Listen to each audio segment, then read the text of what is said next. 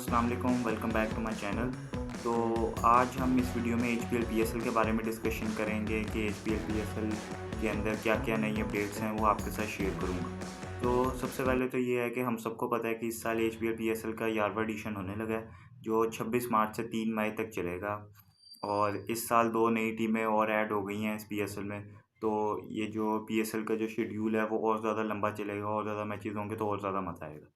और सबसे बड़ी बात जो है वो ये है कि इस साल ड्राफ्ट के बजाय ऑक्शन की तरफ एचपीएल पीएसएल जा रहा है और इस साल प्लेयर्स का ऑक्शन होगा ड्राफ्ट की बजाय। इसके अंदर जो ड्राफ्ट था उससे पहले जो इसके अंदर जो पूल था वो था $1.3 मिलियन का। मतलब कि आपने $1.3 मिलियन के अंदर अपनी पूरी टीम बनानी होती थी। लेकिन जब इसको ऑक्शन कर दिया गया है तो इसको $1.6 मिलियन कर दिया गया कि आपने $1.6 मिलियन के अंदर अपनी पूरी टीम बनानी है इंक्लूडिंग रिटेंशंस। तो इसके अलावा रिटेंशंस की जो डेट है वो 3 फरवरी फाइनलाइज़ हुई थी कि आपने 3 फरवरी तक पहली जो 6 टीमें हैं उन्होंने 3 फरवरी तक अपने रिटेंशंस अनाउंस करनी थी और जो दूसरी 2 नई टीमें ऐड हुई हैं उन्होंने अपनी जो रिटेंशंस हैं वो उन्होंने 6 फरवरी तक अनाउंस करनी थी। एचबीएल पीएसएल का जो ऑक्शन है वो 11 फरवरी को है। तो इसके अंदर रिटेंशन ज़ाहिर-सी बात है 3 फरवरी तक आएँगी तो आगे जाके टीम्स देख सकेंगी कि हमने आगे कौन-कौन से प्लेयर्स को पिक करना है।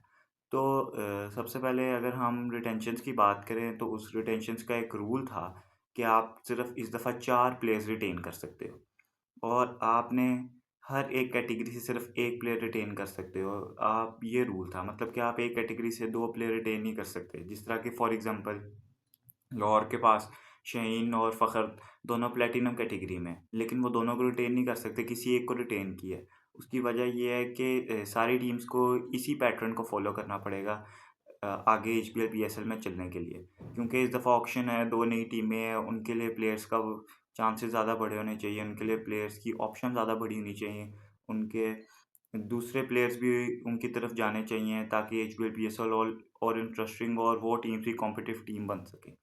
तो जो रिटेंशन्स हैं उसके अंदर लाहौर की अगर हम सबसे पहले बात करें जो 3 टाइम टाइटल विनिंग चैंपियंस हैं और अभी लास्ट डिफेंडिंग चैंपियंस भी वही हैं। तो उनकी अगर हम बात करें उन्होंने प्लैटिनम कैटेगरी में सबसे पहले अपने कप्तान शहनशाह अफरीदी को रिटेन किया। शहनशाह अफरीदी को रिटेन करना ज़ाहिर-सी बात है उनका बनता था। उनका मेन प्लेयर था, उसने उनको 3 ट्रॉफ़ी जिताई हैं आके। तो शहनशाह अफरीदी को रिटेन करना तो उनका बनता ही बनता था। फिर उन्होंने फ़खर को जाने दिया है जो कि बहुत ही मुश्किल डिसीजन होगा लेकिन कोई पता नहीं अगर ये ऑप्शन में ट्राई करें तो कर सकते हैं। वरना जो दूसरी टीम्स हैं वो अपने रिटेंशन में इनको पिक कर सकते हैं लेकिन हम उस पे आते हैं। दूसरा प्लेयर जो इन्होंने रिटेन किया है डायमंड कैटेगरी में वो इन्होंने किया है अब्दुल्ला शफ़ीक। अब्दुल्ला शफ़ीक भी लाहौर की तरफ से ही खेला हुआ है सारा पीएसएल। अब्दुल्ला शफ़ीक ने लाहौर का आप जिसे कहते हैं ना रीढ़ की हड्डी के तौर पर अब्दुल्ला शफ़ीक लाहौर के लिए साबित हुआ है। वो इस वजह से कि ये टॉप ऑर्डर में भी बैटिंग करता रहा है, मिडल ऑर्डर में भी बैटिंग करता रहा है। दोनों जगह बैटिंग करता रहा है और इसने लाहौर को काफ़ी ऐसे मैचेस भी जितवाए हैं जहाँ पे बैटिंग कोलैप्स कर गई थी। तो I think it's a very good decision. तीसरा प्लेयर जो लाहौर ने रिटेन किया है उसके अंदर गोल्ड कैटेगरी के अंदर वो लाहौर ने रिटेन किया सिकंदर रज़ा। सिकंदर रज़ा इनका रिटेन करना बनता था। सिकंदर रज़ा आई मीन लाहौर में अपनी एक फैमिली सी बनाई हुई है कि प्लेयर्स के साथ बहुत अच्छा फ्रेंडली माहौल है। उसके अंदर सिकंदर रज़ा ने जिस तरह आपको पिछला फाइनल जिताया था और वो ज़िम्बाब्वे में टेस्ट खेल रहा था, वहाँ से आके उसने सिर्फ़ 1 दिन के लिए फाइनल खेलने आया था। टॉस से आधा घंटा पहले लैंड हुआ था और आके वो फाइनल जितवा के चला गया था। आई मीन इससे ज़्यादा सिकंदर रज़ा की बात बनती नहीं है। फिर उसके अलावा इन्होंने मोहम्मद नईम को इमर्जिंग भी रिटेन किया है। मोहम्मद नईम ने इनके लिए पिछले सीज़न में काफ़ी अच्छे रन्स बनाए थे, ऊपर से काफ़ी एग्रेसिव ओपनिंग की थी। तो उसका रिटेन करना भी बनता था, वो पाकिस्तान अंडर 19 में खेल रहा है। I mean he has a good future. आप उसके अंदर इन्वेस्ट कर सकते हो। तो अगर हम अब दूसरी 3 टाइम टाइटल विनिंग टीम देखें, तो वो इस्लामाबाद यूनाइटेड है। इस्लामाबाद यूनाइटेड ने अपने प्लैटिनम कैटेगरी के अंदर अपने कप्तान शादाब खान को रिटेन किया है, जो और उन्होंने डायमंड कैटेगरी के अंदर कोई प्लेयर रिटेन नहीं किया और उन्होंने गोल्ड कैटेगरी के अंदर सलमान इरशाद को रिटेन किया और सिल्वर के अंदर उन्होंने एंड्रूस गूस को रिटेन किया। अब इस्लामाबाद की ये बात है कि वो शुरू से ऑलराउंडर्स पे रिलाई करते रहे और उन्होंने कप्तान भी शादाब खान को बनाया था इसलिए। तो अगर हम इसकी बात करें इस्लामाबाद यूनाइटेड की, तो उनके लिए भी एक मुश्किल डिसीजन था कि उन्होंने नसीम शाह को जाने दिया। नसीम शाह जैसा प्लेयर, आई मीन पाकिस्तान का काफ़ी टाइम तक न्यू बॉल से मेन बॉलर रहा है वो। जब शहीन भी इंजर्ड था तो उसने स्टेप अप किया।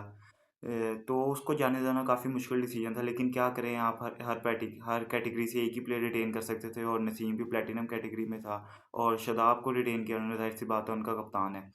तो अगर आप इसके अंदर इस्लामाबाद की टीम देखें तो इस्लामाबाद को अपनी बहुत सारी टीम बनानी पड़ेगी अभी भी। मतलब कि उन्होंने 3 प्लेयर रिटेन किए, उन्होंने एक स्पिनर रिटेन कर लिया, एक फास्ट बॉलर रिटेन कर लिया है और एक उन्होंने ओपनर रिटेन कर लिया, लेकिन अभी बाकी सारी टीम बनानी पड़ेगी। तो इस्लामाबाद को काम करना पड़ेगा इस मामले में। और जो तीसरी अगर हम टीम देखें, पेशावर ज़ल्मी। पेशावर ज़ल्मी ने अपनी प्लेटिनम कैटेगरी में बाबर आजम को रिटेन किया है। आई मीन इनके लिए भी मुश्किल डिसीजन था बाबर आजम और साइम यूब में से किसको रिटेन करना, लेकिन इन्होंने बाबर आजम को रिटेन करना सही समझा। और आई थिंक साइम, मेरा ख्याल है, पेशावर में खेलना भी नहीं चाहता था, इसलिए इन्होंने साइम को वैसे भी जाने दिया। पिछले 1-2 सीज़न से भी बात चल रही थी कि शायद साइम पेशावर से ना खेले, लेकिन वो खेलता था। अब उन्होंने जाने दिया कि जब ज़ाहिर है एक ही प्लेयर रिटेन करना था तो बाबर ही रिटेन होना था। दूसरा, उन्होंने डायमंड कैटेगरी में प्लेयर रिटेन किया सुफियान मुकीम। आई मीन सुफियान मुकीम बहुत कमाल लेग स्पिनर है, एक आप जिसे कहते हैं ना चाइना मैन है, लेग स्पिनर है, उसकी बात है उसमें। तो सुफियान मुकीम के साथ पाकिस्तान क्रिकेट टीम में भी काफ़ी ज़्यादा ज़्यादती हुई है, लेकिन उसका रिटेन करना बनता था, वो डायमंड कैटेगरी में ही बनता था। तीसरा जो पेशावर ज़ल्मी ने जो प्लेयर रिटेन किया है वो अब्दुल समद है, गोल्ड में। तो अब्दुल समद के को भी इन्होंने, पाकिस्तान क्रिकेट बोर्ड ने इतना खिलाया नहीं अपने साथ मैचेस में, लेकिन अब्दुल समद भी बहुत कमाल फिनिशर है और मिडल ऑर्डर में काफ़ी अच्छी बैटिंग कर लेता है। चौथा जो उन्होंने प्लेयर रिटेन किया वो उन्होंने किया अली रज़ा एमर्जिंग में। अली रज़ा भी आई थिंक बहुत ही कमाल बॉलर है और उसने अभी अंडर अंडर 19 भी खेला है और पिछले साल भी इनके लिए काफ़ी अच्छी परफॉर्मेंसेस की थी। तो I think it's a very good decision. ये एमर्जिंग में वैसे मां सदाकत को भी रिटेन कर सकते थे, लेकिन उन्होंने अली रज़ा के साथ गए हैं। चौथी टीम की अगर हम बात करें तो वो है हमारे पास कराची किंग्स। कराची किंग्स ने प्लेटिनम कैटेगरी में हसन अली को रिटेन किया।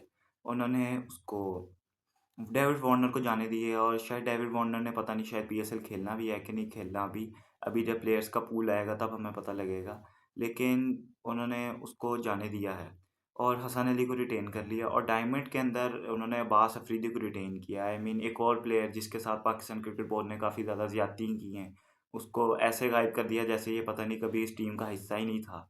डायमंड के अंदर उन्होंने उसको रिटेन कर लिया। गोल्ड के अंदर उन्होंने खुशदिल शाह को रिटेन कर लिया है। उनके लिए इसने पिछले सीज़न काफ़ी अच्छी परफॉर्मेंसेस दी थी और ये उम्मीद कर रहे हैं कि इस साल भी देंगे। और उन्होंने एमर्जी के अंदर साद बेग को रिटेन किया। साद बेग आई मीन काफ़ी टाइम तक पाकिस्तान के अंडर 19 का कैप्टन भी रहा है और एमर्जिंग का भी कैप्टन रहा है, तो अच्छी बात है साद बेग को अगर इन्होंने रिटेन किया और अगर ये उसको प्लेयर बनाना चाह रहे हैं। और फिर पांचवी टीम की अगर हम बात करें वो है कोयटा ग्लैडिएटर्स। कोयटा ग्लैडिएटर्स के पास काफ़ी ज़्यादा ऑप्शंस थी, लेकिन उन्होंने प्लेटिनम में अबरार अहमद को रिटेन किया, जो कि करना भी चाहिए था।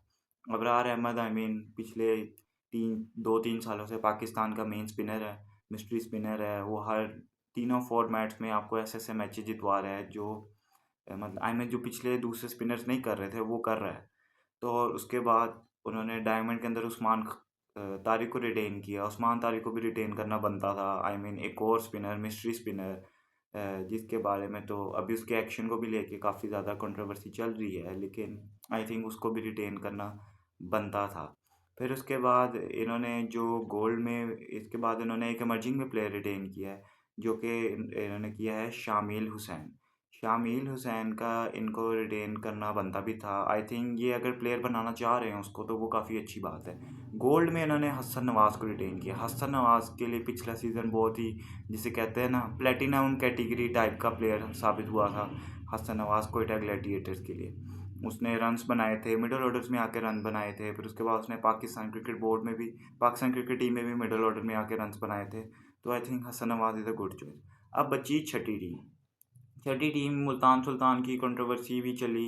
उसके बाद उनकी अली तरीन की ओनरशिप भी चली गई। तो अब जो मुल्तान सुल्तान है उसका ये डिसाइड हुआ है कि उसका जो ऑक्शन है वो 9 फरवरी को होगा, और मुल्तान सुल्तान की टीम ओनरशिप का ऑक्शन जो है वो 9 फरवरी को है। और जो मुल्तान सुल्तान है वो जो प्लेयर्स ऑक्शन होगा उसके अंदर वो बगैर किसी रिटेंशंस के जाएगी। रिटेंशंस के बगैर जाने का मतलब ये है कि उनके पास $1.6 मिलियन का पूरा पर्स होगा। वो उसके अंदर प्लेयर्स के लिए बिड करेंगे और अपनी टीम बनाएंगे। जो नई 2 टीम्स आई हैं इस साल, एक सियालकोट स्टैलियंस और दूसरी हैदराबाद है, उसका भी नाम फाइनलाइज नहीं हुआ लेकिन मोस्ट प्रोबेबली किंग्समैन हैदराबाद ही होगा, जो ज़्यादातर खबरें चल रही हैं। तो सियालकोट स्टैलियंस ने अभी इस साल रिटेंशंस तो उन्होंने अभी अनाउंस नहीं की, लेकिन उन्होंने बहुत बड़ा हाथ मार लिया है। उन्होंने स्टीव स्मिथ को साइन कर लिया है। I mean Steve Smith OG mentality BBL में भी जो उसने किया है वो सबके सामने है, और उन्होंने अपना कोच भी ऑस्ट्रेलियन रखा है। तो वो अपनी टीम को एक ऑस्ट्रेलियन माइंडसेट के साथ चलाना चाह रहे हैं। और इसके अलावा अगर हम उसकी बात करें इस्लामाबाद यूनाइटेड की, तो उसने डेवन कॉनवे को रिटेन किया है। David Conway I mean New Zealand का बहुत ही कमाल ओपनर रहा है इतने देर तक, और अभी भी काफ़ी अच्छी ओपनिंग कर रहा है, लेकिन अब उसको टॉप ऑर्डर में खिला रहे हैं लेकिन वन डाउन खिला रहे हैं। और तीसरा अगर हम बात करें कराची किंग्स ने, तो कराची किंग्स ने अभी मोइन अली को रिटेन किया है, क्योंकि हर टीम के पास ये ऑप्शन थी कि वो एक प्लेयर साइन कर सकते, रिटेन नहीं सॉरी साइन किया, क्योंकि हर टीम के पास एक ऐसी ऑप्शन थी कि वो कोई भी प्लेयर साइन कर सकता है किसी भी लेकिन ओवरसीज़ प्लेयर होना चाहिए। वो अगर आप कोई भी उसको अमाउंट दो आप वो प्लेयर साइन कर सकते हो। तो उन्होंने वो ही रिटेन किया है। अभी तक बाकी टीम्स ने कोई प्लेयर रिटेन नहीं किए, लेकिन हम उम्मीद करते हैं कि काफ़ी अच्छे प्लेयर रिटेन होंगे, और काफ़ी अच्छा पीएसएल देखने को मिलेगा। और हमारी ये उम्मीद है कि ये जो ऑक्शन वाला जो सिस्टम है ये आगे पीएसएल के लिए बहुत अच्छा साबित हो, और इससे पीएसएल को काफ़ी ज़्यादा सक्सेस मिले। सो टिल देन अल्लाह हाफिज़।